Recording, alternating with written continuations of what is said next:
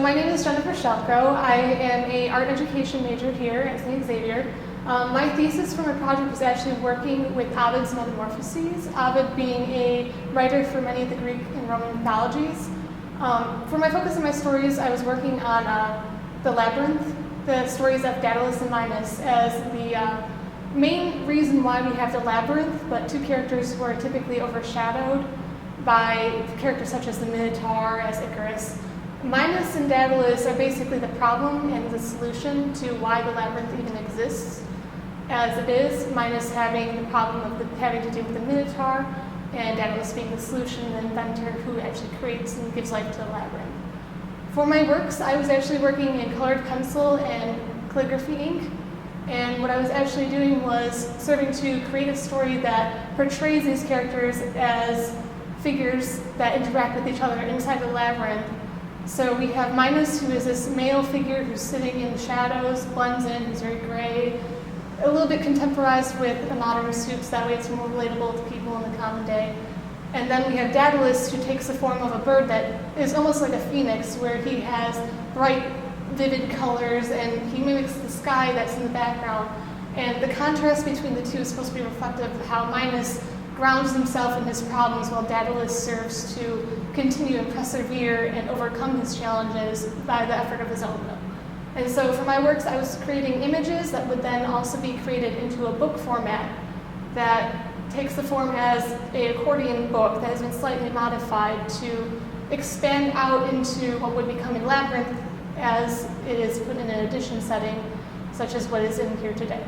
And so basically, what I wanted to take away from this project is the idea that these stories, even though they're 2,000 plus years old, they still relate to us today. It's not like we don't have trials that we're trying to overcome. We have the option of facing everyday problems and dreams and hopes, either as Minos, where we let every setback overcome us, or we can face them as Daedalus, where even in the face of something that is hard, even in the face of something that sets us back, we use that as a stepping stone to get to our dreams and our goals.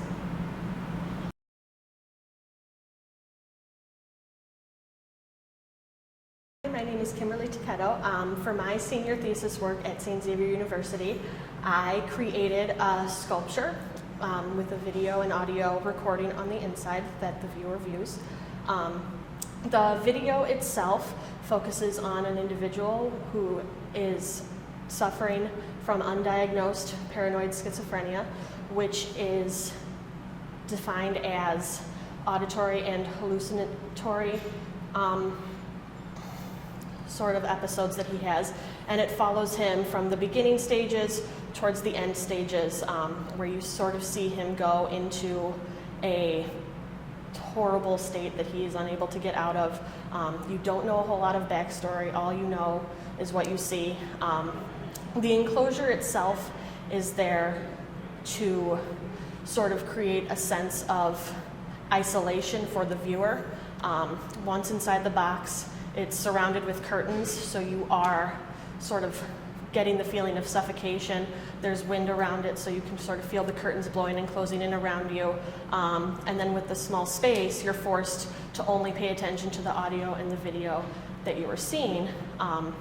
My hope in creating that space was to sort of project the feeling of isolation and loneliness that someone with a mental disorder has. It is a very lonely, difficult thing to deal with when you don't have anybody to support you. So I kind of wanted to bring that out in its darkest stages in my artwork.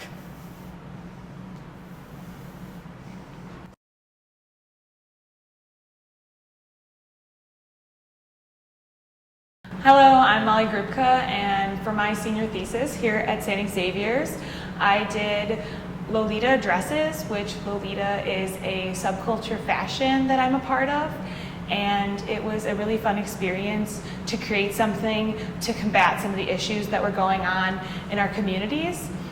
Lolita communities are like small little groups and communities of girls that have little meetups and tea parties, and it's really fun. And I was part of the fashion for about 10 years. And when I noticed there was some bullying going on online, I felt that it was ruining what Lolita stands for.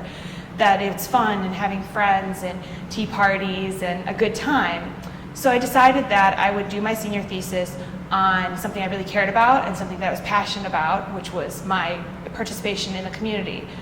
So I decided I would do something to combat the bullying, and I couldn't think of a really great way to do that other than to paint or draw. And then it kind of hit me one day, the best way to combat something that's anonymous, so that's online, that's not to the forefront, was to make it where something could wear it and take ownership of it, where someone would put those words on their body and it would be theirs. So I decided to make dresses. And I feel like what I want people to take away from the dresses the most is that bullying comes in all shapes and sizes, and even if it's anonymous and it's someone you don't know, it still hurts and it still sits with you. And that Lolita is a fashion that should be fun and should be open for everyone to be a part of. And it was an experience, and I'm very happy with the turnout. And I absolutely loved being a part of senior seminar in St. Xavier's with all of my friends and the wonderful instructors here. And it was a journey, and I feel like this is something that's not done. I'm going to keep doing this, and I think I'm going to take it in different places and evolve it.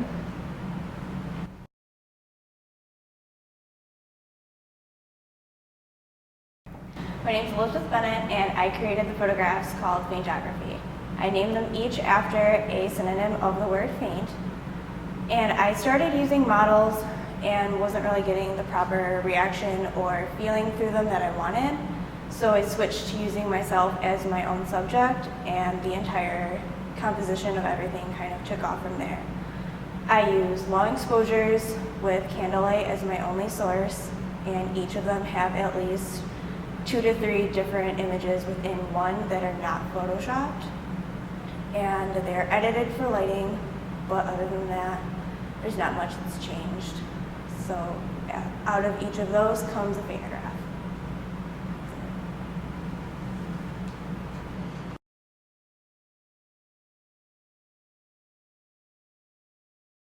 Hello, my name is John Davenport. Firstly, I'd like to thank St. Xavier and the art department for giving me this opportunity to present my work in a gallery situation. My main focus in my project, or my medium, is digital photography. And what I try to achieve with this project is to develop a technique or strategy of photo manipulation without the means of the use of Photoshop post-editing. I achieved this through light manipulation, lens blockers, and long shutter speeds for my camera. Some photographs take from 30 seconds to 5 minutes to complete, and it's almost like a dance. Throughout this process, what I've come to realize with my work, it has become more spiritual in nature, tribalistic, and that is something I intend on developing more after this process or after this show. I am grateful for this experience. I've learned a lot, and I intend on developing my skills for further installations.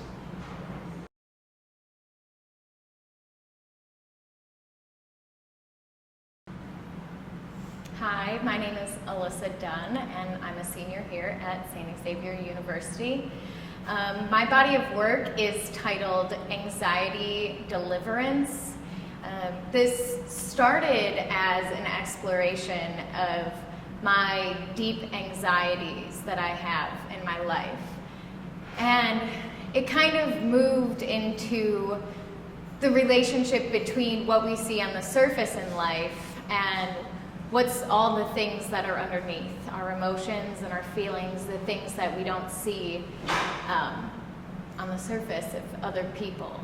And the way I make my body of work is I print my body of work. with my body, physically. So I drip paint on my body and I print it on 6 foot by 4 foot canvas. My work is suspended from the ceiling, and the reason is because I'm physically connected, kinetically doing my work, so I wanted my viewers to also have to be physical in some sort of way.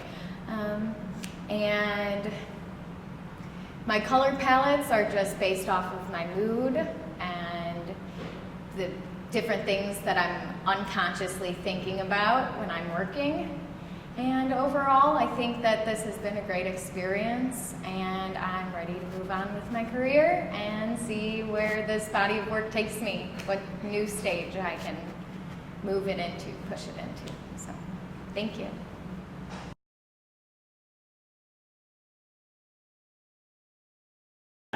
Hi, my name is Aria Lockett, and my body of work is called Haru, which stands for How, Where Are You? I based the whole project off of HIV and AIDS awareness. I designed 2 posters to pretty much give a public announcement to the people, as well as I designed a stationery package for the business purposes. I designed letterheads, envelopes, t-shirts, a website, and also a Facebook page.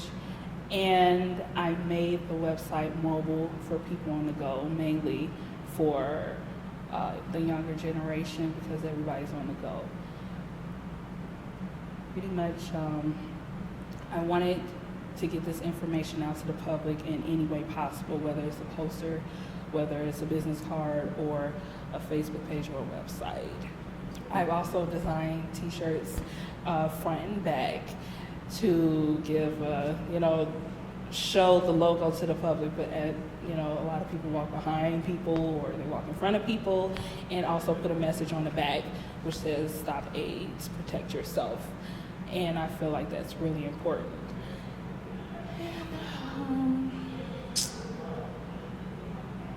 Yeah, that's pretty much it.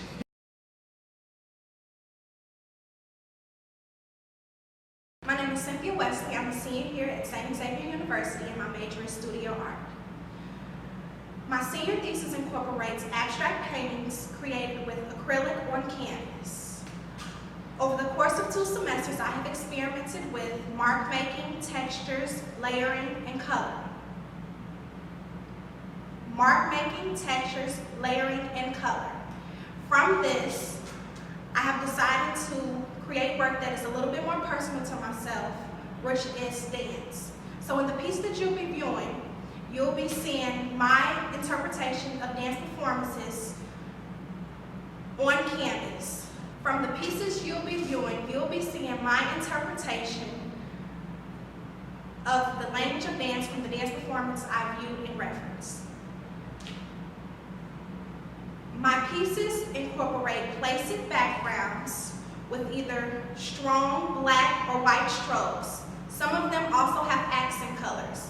The colors I chose are based upon the tone and mood of the dance performance that I referenced. Overall, for my senior thesis, I wanted to incorporate the language of paint and the language of dance together.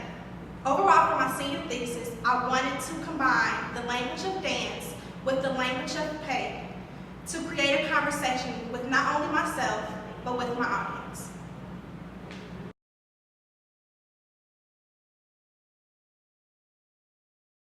Hello, my name is Brian Sykes, and my senior project is Inner City Madness. It's about black youth that grew up in the inner city, and what is their psychological thinking about how they grew up. It's about just their take on the different things that they have to go through to either become successful or just to live, to survive. A lot of my experiences are basically woven in through what I've done. I've done it in charcoal and red oil pastel, and it's just about that journey, that struggle to find your own identity. A lot of times in the inner city, you're just labeled as either you're a gangster or you're a drug dealer or anything, something to that effect that's negative.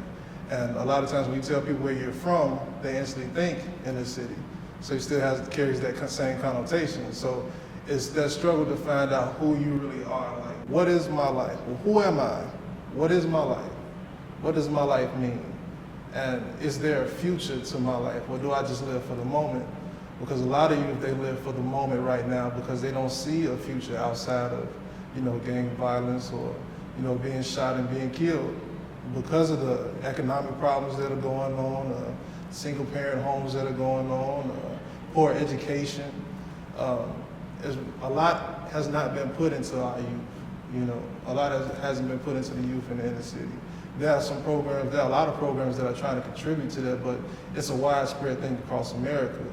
So I want to define that for people and show people what that really is. Basically, I'm showing people the start off point of what do you even consider yourself in the first place?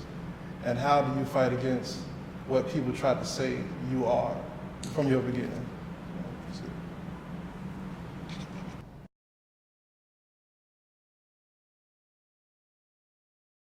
My name is Sandra. I'm a painter, and for my senior project, basically it was a self-exploration and on my cultural heritage.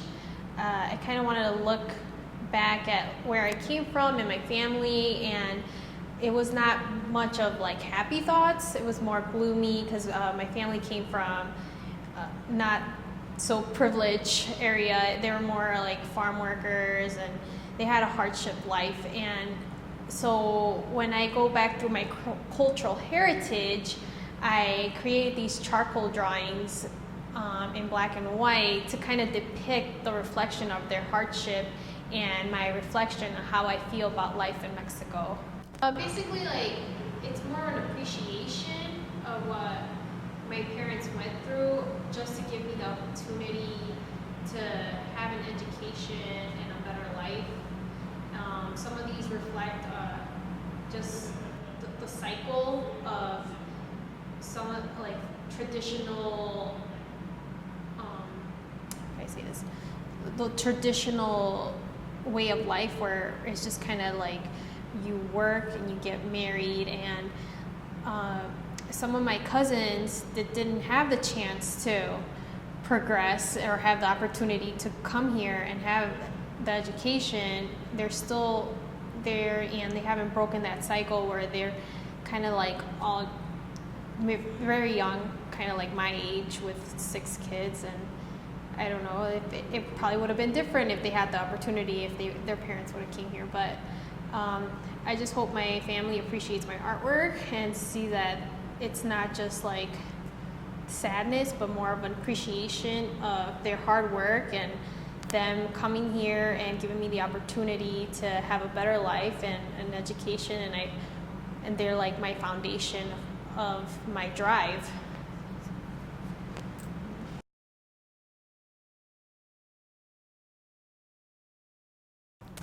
My name's Amy Duffy, and for my senior thesis here at St. Xavier, I did art influenced by different disabilities, and I want to be an art therapist, so I kind of took to that, and I did work that involved PTS, the post-traumatic stress disorder, traumatic brain injuries, feelings of insecurity, bullying, and my thesis is centered around that. So all of the pieces are kind of representative of those disabilities or impairments. But my work is done on canvas, it's painted. Some of them are very large and some of them are smaller paintings. And they just kind of, I took from talking to people with these disabilities or issues and made work that represented what they were going through. Through interviewing and talking to people with disabilities or soldiers coming home from Iraq or Afghanistan and places like that, that's how I kind of got the influences for my pieces. My soldier ones were really just from talking to somebody who had been overseas, and the the weight that that has on them when they come back and how they don't know how to readjust to civilian life.